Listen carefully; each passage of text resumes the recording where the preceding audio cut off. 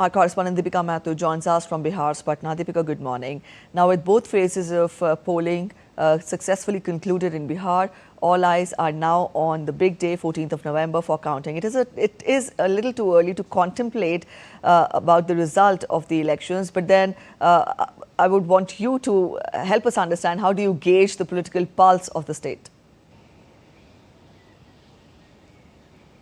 Good morning, Preeti. You saw a very successful voter turnout in both the phases after the first ever Bihar elections were ever held in the 50s. And now coming forward to the fast forwarding to the year 2025, this is the year when women are witnessing a revolution, when the youth are witnessing a revolution, because the kind of voting percentage turnout we saw really somewhere is an example of how well all the parties really rallied and went door to door in order to maintain an aggressive campaign pattern. And now it all depends on the counting day, which is scheduled for the 14th of November, the Friday. However, exit polls have started coming out, and if we believe the exit polls, the wind blows in the favor of NDA, because out of from 9 out of 10 exit poll agencies, most of them are saying that the wind blows in the favor of NDA, and Mahagathbandhan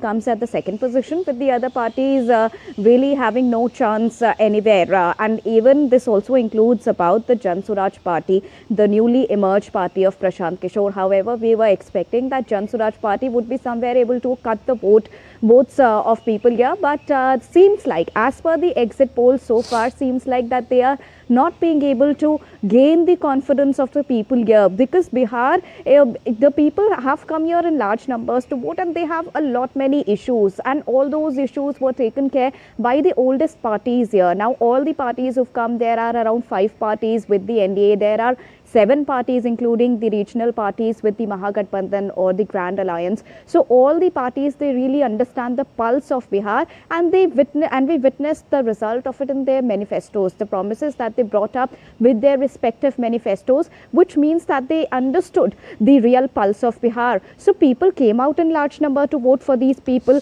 We also know the fact that around 45,000 polling booths were set up in the second phase, and there was a massive exercise in the first phase as well. So all of them witnessed a successful voter turnout. Now successful voter turnout means that voters are now aware of their rights. They really now can voice their opinion for which their demands are. So now it all depends on the counting day, but as per the exit polls, however, the opposition party, the Grand Alliance, is currently saying that these exit polls are always wrong, because it is going in the favor of NDA. Now it remains to be seen what the real voting count says on the 14th of November, Preeti. All right, that was about the exit polls, but Deepika, having covered the elections in both the phases, I would want you to, help us understand now elections at the center and elections for a state are different, because for a state, basic amenities, infrastructure, that is more important for the people living there. Help us understand, how could the polls this time could be a game changer for the state of Bihar? How is this polling process this time around different from the ones we have seen in the past?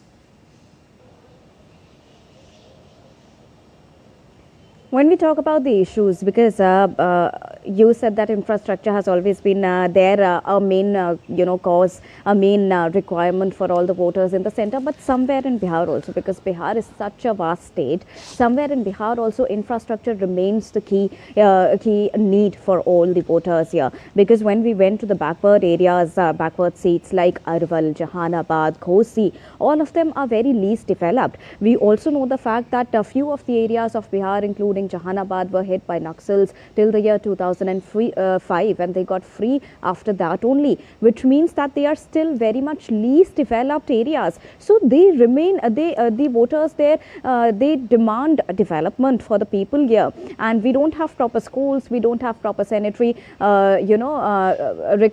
sanitary amenities for all the people here. So their women, their youth, they demand infrastructural development. That is the key demand. The second demand is to create more job opportunities. Why? Because people here here are migrating, which is also the third issue of Bihar. They really don't want people here to migrate. We had a word with so many people across so many areas, from Gayaji to other areas to Jahanabad, Araval, and covering, talking to all the people here in Patna as well in the first phase of elections. All of them said that they are really fed up with the rate of migration that they are having right now. So they want to avoid this particular situation, and henceforth they need a situation here where job opportunities can be created in Bihar itself, not only in Patna, because Bihar is such a vast state, and it has got its own heritage, it has got its own cultural value. So they want that to be prominently noticed by the globe as well, because there is a very small example of it, that how Gayaji manufactures Tilkut, and it is also requesting for GI tagging. So once this happens, there will be a huge pool of opportunity that will be open for the people of Bihar itself. So these have been the key issues here. This can in turn affect the voting turnout percentage, the counting turnout percentage as well, because all the parties, they've been playing on that ground itself. When we talk about the caste factor as well, caste factor is still there in some of the backward areas, but not across the entire Bihar. Because when we had a word with the contestants as well, who are coming out from different parties, be it the NDA or the other parties, they say that although they are having their Bhumihar identity, which hold 2.9% in the entire Bihar contestants, from the entire contestants of Bihar Assembly, but then caste is something which is taking a backseat this time. So this time people have voted for development, people have voted for more job opportunities to be created. So the party who has promised for the same will be able to witness the wind blowing in their favor on the 14th of November, which is the counting day, Preeti. All right, Deepika, we'll leave it here. Thank you so much for joining in with those details.